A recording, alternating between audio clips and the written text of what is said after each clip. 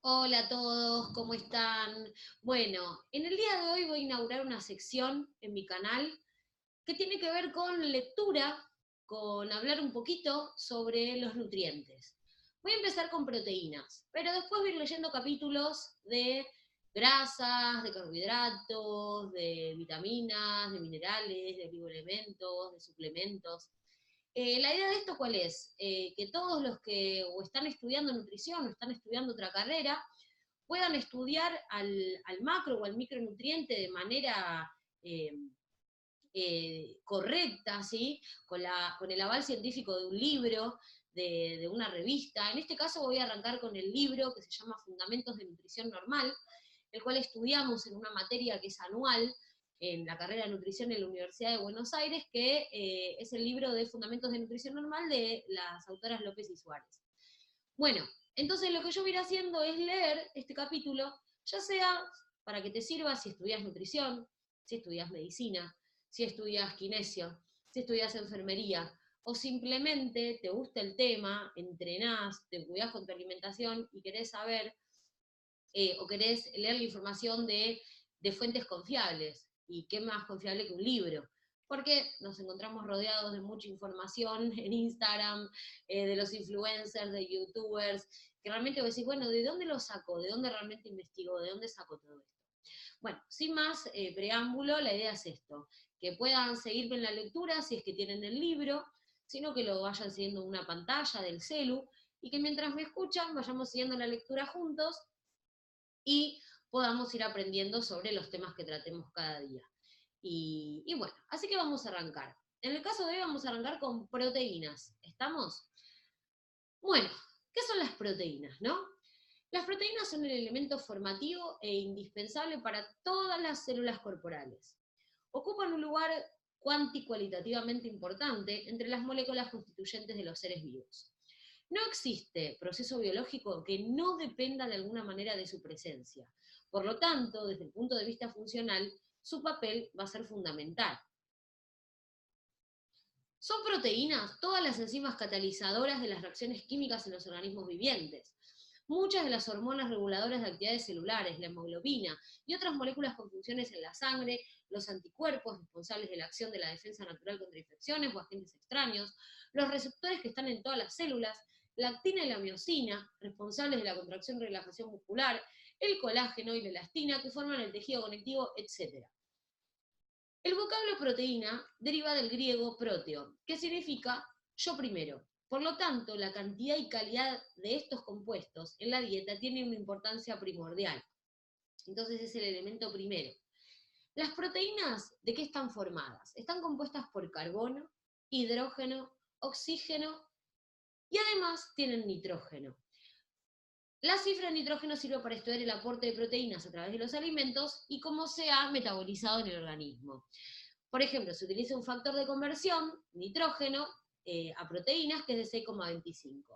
Bueno, no nos vamos a meter mucho en esto, pero sepan que aparte también tienen azufre, la mayoría. Entonces, 4, carbono, hidrógeno, oxígeno y nitrógeno, más azufre. Y vamos a utilizar ese nitrógeno que tiene para evaluarlas, ¿sí? A nivel de cómo se están metabolizando en el cuerpo, que eso lo vamos a ver después. Estas moléculas, lo tengo lo mismo el libro, ¿sí? Porque yo tengo el libro fotocopiado y original de cuando estudié en la facu, que por si no les dije, o no lo dije al principio, no me acuerdo, bueno, soy nutricionista, así que bueno, algo de esto ya vengo trabajando y lo estudié varias veces, por eso de todo lo que me tocó ir leyendo, me parece que este libro es como el más conciso y que está bueno. Entonces por momentos voy leyendo el libro también cuando se me canse la vista. Bueno, entonces, eh, me quedé, bueno, que la mayoría de las proteínas están compuestas aproximadamente por 20 alfa-aminoácidos diferentes. Estos tienen una función amino y una función carboxilo, unidas al mismo átomo de carbono alfa. Los aminoácidos están unidos entre sí por ligaduras químicas llamadas uniones peptídicas, en las cuales el grupo ácido del primer aminoácido está unido al grupo nitrogenado del siguiente aminoácido. Y acá tenemos la figura 6.1, que si ustedes ven por acá, esta es la estructura general de un aminoácido, con un grupo carboxilo, un grupo amino, un hidrógeno y un grupo R o radical, que es el que siempre va a ser su cadena lateral, que esta es la que va a diferenciar cada aminoácido entre sí. Y después tenemos acá lo que es un enlace peptídico, ¿sí? Acá tenemos entonces el nitrógeno de un aminoácido con el grupo carboxilo del otro aminoácido. Y acá tenemos el famoso enlace peptídico. Bueno, esperen un segundito. Bueno, les quería mostrar acá otra vez la fórmula general de un aminoácido, con su carbono, su carboxilo y su amino, que en colores así nos queda un poquitito más. Ahora vamos a ver cuántos de estos aminoácidos existen, cómo se combinan. Vamos a seguir con la lectura. Entonces, los aminoácidos están unidos entre sí, por ligaduras químicas llamadas uniones peptídicas, en las cuales el grupo ácido del primer aminoácido está unido al grupo nitrogenado del siguiente. Por lo tanto, las proteínas están formadas por la unión de varios aminoácidos, más de 50. El orden y disposición de los aminoácidos en una proteína depende de un código genético del ácido desoxirribonucleico, que se encuentra en el núcleo de las células. O sea, es este ADN el que va a ir marcando cómo va a ser la secuencia de esta cadena, que va a terminar formando, de esta cadena de ladrillitos, de esta cadena de aminoácidos, que va a terminar determinando una proteína. Entonces, se denominan péptidos a aquellas estructuras que están formadas por menos de 50 aminoácidos, que comprenden a los polipéptidos y a los oligopéptidos. Entonces, tenemos proteínas, tienen que ser mayor a 50 aminoácidos, tiene que haber en la cadena. Si es menor a 50, son péptidos. Hablamos de polipéptidos si van de 10 a 50 unidades de aminoácidos. Si son menos de 10, hablamos ya directamente de oligopéptidos o pequeños péptidos. Acá tenemos la fórmula general, esto que veamos antes, y vamos a seguir entonces con la lectura. ¿Cómo vamos a clasificar a estas proteínas? ¿Sí? Vamos a organizarlas según su organización tridimensional. Esperen que yo tenía un dibujito que estaba bueno, así ya lo vamos viendo. Espérenme un segundo. Bueno, acá hay una imagen que me gustó bastante, que ahora se los voy a explicar, pero esta proteína, ¿sí? Cualquier proteína de la que hablemos, va a tener una estructura primaria, una secundaria, una terciaria y una cuaternaria. Cuando hablamos de estructura primaria, hablamos de la secuencia de aminoácidos que la van a componer, como si fuera una cadenita de pelotitas, supónganse, que están los aminoácidos, ¿no? En la estructura secundaria, ya esta cadena va a adoptar una disposición espacial que puede ser de alfa hélice o de hoja plegada. Si esta estructura se sigue plegando, ¿sí? Según el espacio donde esté, con una determinada forma, ¿sí? Se va a transformar en una estructura terciaria, y cuaternaria ya es cuando se combina con otras proteínas, con otras unidades, se ensambla, se arma como una especie de ovillo, y esto forma la estructura cuaternaria. Entonces, ahora vamos a volver al libro, y espérenme un segundito, vamos a compartir entonces el libro. Bueno, ahí estamos. Y vamos a, entonces, a ver que según su organización tridimensional vamos a tener fibrosas o globulares. Pero antes de eso vamos a ver lo que les dije recién. Con el término estructura primaria se hace referencia a la secuencia de aminoácidos de la proteína. Estructura secundaria y terciaria se entiende por la organización tridimensional de la cadena polipeptídica. La expresión de estructura cuaternaria se va a referir al acoplamiento geométrico de varias cadenas polipeptídicas, ligadas a través de enlaces que en la mayor parte de los casos no son covalentes. Pero bueno, ahora vamos a ver. Entonces, según cómo se organicen en el espacio estas proteínas, pueden ser fibrosas o globulares. ¿Cuáles van a ser las fibrosas? Las que están constituidas por cadenas polipeptídicas dispuestas a lo largo de un eje recto común. Y eso lleva a la formación de fibras. Por ejemplo, colágeno, queratina, elastina y fibrina. Y las globulares son aquellas que constan de una o de varias cadenas polipeptídicas, pero que se plegaron sobre sí mismas, formando estructuras o esféricas o globulares. Entonces tenemos a las globulares, forma globular, esférica, plegada sobre sí misma, y a las fibrosas como el colágeno, la queratina y la elastina. Y algunas moléculas proteicas reúnen las propiedades características de ambos tipos, como por ejemplo la actina del fibrinógeno, la hemoglobina, y etc. Bueno, vamos a seguir. Ahora, esto fue de acuerdo a su, hay varias maneras de clasificarlas, esto fue de acuerdo a su organización en el espacio. Ahora vamos a ver de acuerdo a su estructura química. Según su estructura química vamos a tener dos tipos. Vamos a tener, en realidad creo que son tres, sí, porque combinan un mix. Entonces vamos a tener las homoproteínas, ¿sí? O proteínas simples, que solo, ¿sí? Son aminoácidos, que cuando son hidrolizadas solo dan aminoácidos. ¿Qué significa? Que todas las estructuras son aminoácidos, es solo característica proteica. Entonces, ¿cuáles son estas homoproteínas? Y las albúminas y las globulinas, las glutelinas y las prolaminas, bueno, etc.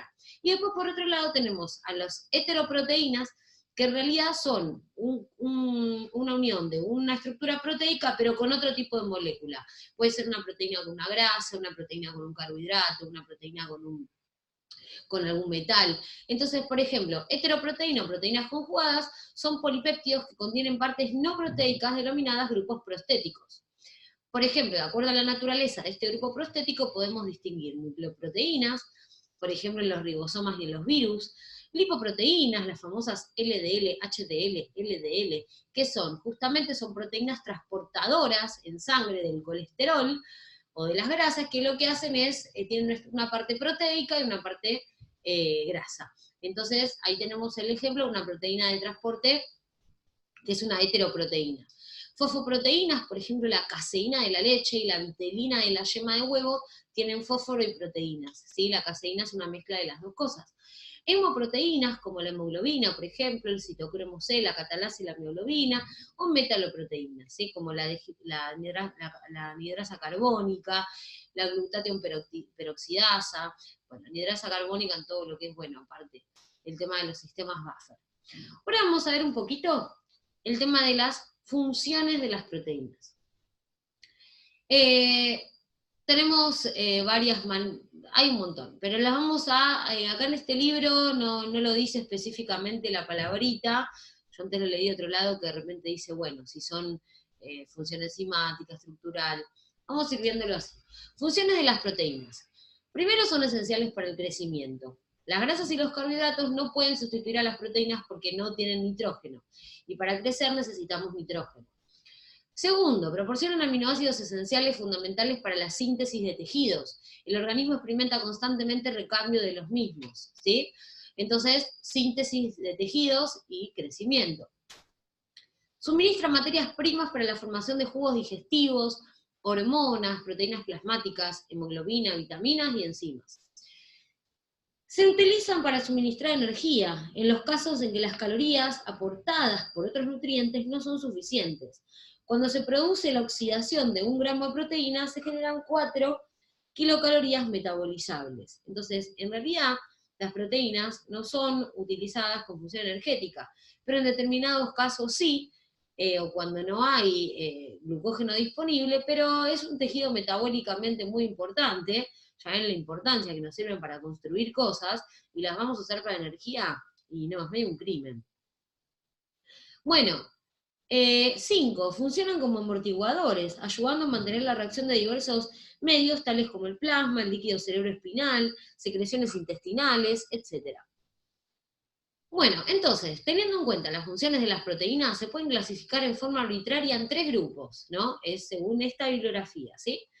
Podemos hablar de proteínas estructurales, de proteínas con actividad biológica y de proteínas alimentarias. Estructurales son las que se encuentran en todos los tejidos: músculos, huesos, piel, órganos internos, membranas celulares. Su función guarda relación con la estructura fibrosa. Por ejemplo, la queratina, el colágeno, ahí dice elástica, supongo que será elastina. Bueno, entonces todo lo que es proteína estructural va a formar parte va a entrar en esta función, ¿sí? Después tenemos las proteínas con actividad biológica, que cumplen un papel en los procesos biológicos. A mí me parecería que en estructural faltaría también, por ejemplo, actina y miosina, que son las que forman los músculos y permiten la contracción muscular, ¿no? Por decir alguna. Entonces, después tenemos, por ejemplo, a las proteínas con actividad biológica. ¿Por qué? Porque cumplen papeles activos, tienen roles en determinados procesos biológicos. Entonces vamos a hablar de las enzimas, las cuales se han identificado unas 2000. Y entre ellas podemos nombrar hormonas que regulan las reacciones metabólicas, la insulina, la somatotrofina, las proteínas contractuales, actina, miosina y tubulina, bueno, yo las pondré un poco más en el otro grupo, pero bueno. Las proteínas con funciones transportadoras, las proteínas tóxicas, inhibidores de la tripsina, la toxina botulínica, la estafilocócica, coxigia, antibióticos. Entonces, bueno, proteínas con actividad biológica tenemos enzimas, hormonas, proteínas de contracción, proteínas transportadoras, tóxicas, etc. Y tercero, podemos hablar de las proteínas alimentarias, que son aquellas que son digeribles, que son no tóxicas y que son aceptables para los seres humanos. Recuerden que este libro es de nutrición normal, así que vamos a hacer hincapié sobre estas cosas. Bueno, entonces, tridimensional, vamos a ver cómo se clasifican, hacemos un resumen de lo que vimos antes. Según su organización en el espacio, vamos a hablar de fibrosas o de globulares. Las fibrosas eran las que mantenían una línea, y las globulares las que se plegaban y formaban una estructura esferoidal. Según la estructura química, podemos hablar de que solo tengan proteínas, como las homoproteínas, y de que tengan proteínas más una cosa diferente. Pueden ser las lipo, las fosfoproteínas, como la caseína de la leche y demás. Y según sus funciones, podemos hablar de proteínas estructurales, de proteínas con actividad biológica y alimentarias. Acá igual las tóxicas para mí están dentro de este grupo, pero bueno. Ahora bien, vamos a hablar de los aminoácidos. Espérenme que voy a hacer una pequeña pausa. Bueno, todos los aminoácidos en sí son ácidos orgánicos que contienen por lo menos un grupo ácido y un grupo amino, unidos al mismo átomo de carbono central, y se van a distinguir por el grupo lateral, lo que vimos antes. ¿Estamos? Ese dibujito que les mostré.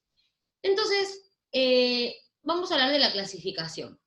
Los aminoácidos primero se clasificaron como esenciales y no esenciales en razón de los estudios e investigaciones realizados en la década del 70 relacionados con la determinación del balance de nitrógeno.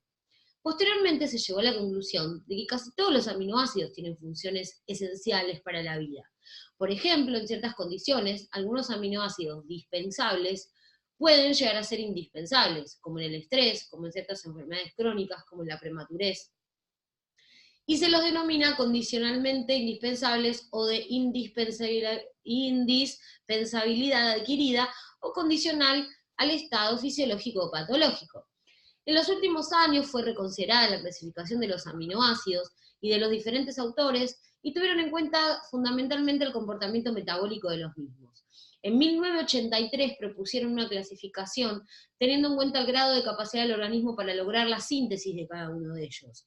Otros autores en 1987 se basaron en la capacidad del organismo para sintetizar los aminoácidos en diferentes situaciones fisiopatológicas de un estado de salud.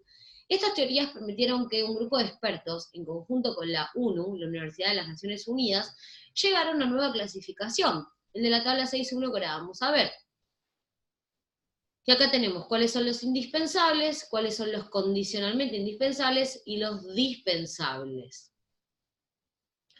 Cuando se tienen en cuenta las necesidades de aminoácidos a nivel metabólico, la lisina y la treonina son los únicos aminoácidos esenciales, ya que la transaminación no se produce en cantidades significativas desde el punto de vista nutricional. La lisina y la treonina son el primero y el segundo aminoácido limitante en el uso de cereales como fuente proteica. Bueno, ¿esto qué significa? Que hay ciertos alimentos de origen vegetal, todos los vegetales tienen una estructura, un código genético, por ende todos tienen proteínas, y justamente algunos que los tienen en muy baja cantidad, como por ejemplo la lisina y la treonina, entonces son los que son limitantes en cuanto al valor de calidad que tiene esa proteína.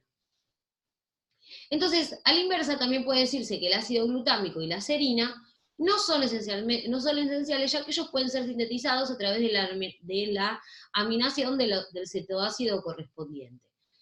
Entonces, existe aparte, tenemos los esenciales, los no esenciales, y tenemos un grupo que son los condicionalmente esenciales, como por ejemplo la tirosina, el aminoácido precursor de la fenilalanina, de la arginina, la prolina y la glicina, precursor de un aminoácido no esencial, y para la cisteína se requiere un aminoácido esencial, la metionina como donante de azufre, y uno no esencial.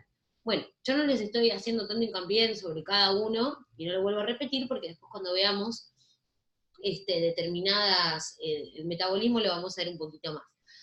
Entonces, ¿cuáles son los esenciales o los indispensables? La leucina, la isoleucina, la valina, la histidina, el triptofano, la metionina, la fenilalanina, la tronina y la lisina. Hay varias reglas memotécnicas sobre esto, ¿sí? Que después les voy a decir. Bueno, y después tenemos los condicionalmente indispensables. Les quiero mostrar algo. Acá, por ejemplo, tenemos un portal de internet en donde nos muestran estos 9 esenciales: el triptofano, la treonina, la valina, la lisina, la leucina, la metionina, la histidina, la fenilalanina y la isoleucina.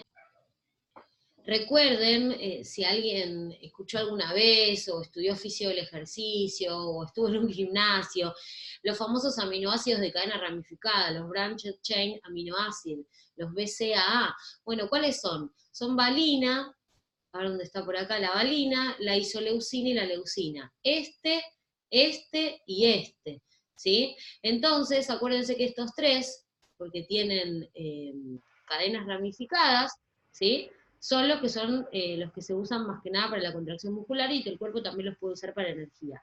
Entonces, bueno, estos son los que están en los suplementos y demás. Y entran dentro de este grupo de los esenciales. Vamos a seguir con la lectura. Bueno, acá fíjense que aparte en este grupo, en la clasificación, se pone como primeros a estos 3. Leucina, valina e isoleucina son los BCAA. Bueno, entonces, a nivel metabólico, para sintetizar un aminoácido condicionalmente esencial, el organismo depende de la disponibilidad del aminoácido precursor adecuado.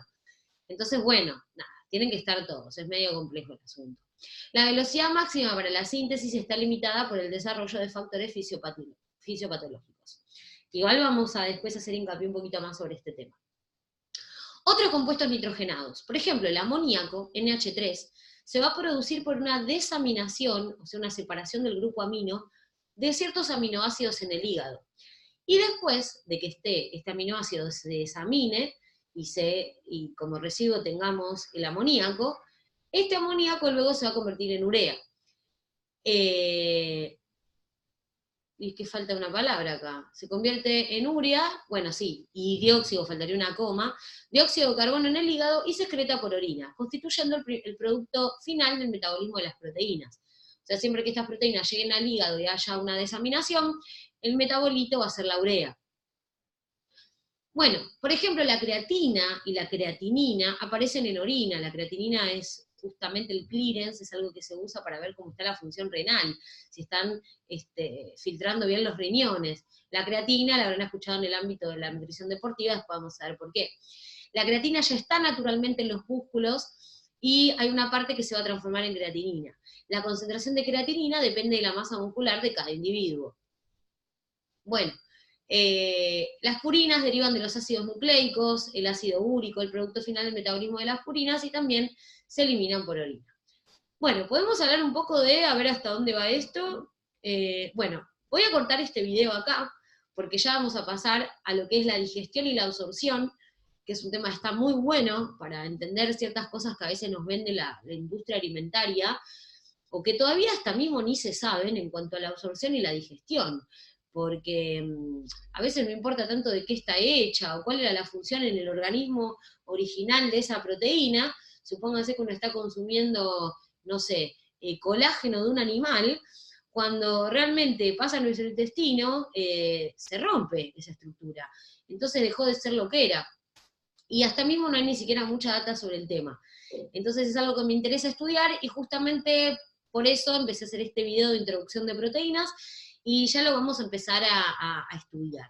Pero bueno, vamos a hacer como un pequeño resumen. A ver, espérenme. Vamos a ver primero a ver acá la fórmula de todas las proteínas, que todas están compuestas por sus ladrillitos estructurales, que son estos aminoácidos. Acordémonos que que cada aminoácido, que hay 20 en el genoma humano, ¿sí? Con el cual se van a formar las proteínas que necesita el ser humano, todos van a tener el grupo amino, el carboxilo y el átomo de hidrógeno, y van a diferenciarse según lo que haya en esta cadena lateral. Entonces, si teníamos esta cadena de todos estos ladrillitos era de menos de 50, no hablábamos de una proteína, sino de un péptido, ¿sí? Que podía ser un oligopéptido o un polipéptido. Ahora bien, vamos a ver la otra imagen. Volvemos al principio. ¿Qué más vimos? Vimos la clasificación. Acordémonos otra vez que según la organización tridimensional tenemos fibrosas y globulares, según la estructura química podían ser homo o heteroproteínas, y según sus funciones podemos hablar de alimentarias, de conectividad biológica o estructurales. Y también es importante acordarnos de este tema de la estructura que tiene primaria, secundaria, terciaria y cuaternaria. Porque temas que vamos a ver después que son sumamente interesantes, preguntas que me hacen, por ejemplo, siempre en el consultorio, decir, ¿qué pasa con si como huevo pero está cocido? ¿Pierde valor biológico? ¿Qué pasa si si frizo la carne? ¿Pierdo algo? Bueno, eso tiene que ver con la desnaturalización de estas proteínas, que en realidad lo que va a hacer, que ya lo vamos a ver después, es la pérdida de esta organización tridimensional a su estructura primaria, o a veces la secundaria. Bueno, espero que se haya entendido, espero que les sirva. Los videos estos van a ser largos y con contenido teórico, pero es la idea, el que quiera estudiar la teoría. Así que si quieren videos de determinados temas me dicen y los vamos viendo, o si me quieren pasar archivos para leer, los vamos subiendo. El video número 2 va a ser entonces sobre la digestión y absorción de este macronutriente. ¿Estamos? Así que bueno, los espero en próximos videos. Desde ya, si les gustó, les pido que se suscriban. Les mando un beso y estamos en contacto. Espero que sirva y ver de esta manera leer de fuentes confiables y leer de libros y saber de lo que estamos hablando y estudiarlo para poder opinar, por lo menos desde la fundamentación y no hacer tanta opinología. Bueno, espero que les haya gustado el videito y ya después nos vamos a meter bien en digestión, absorción y alimentos. Un beso grande.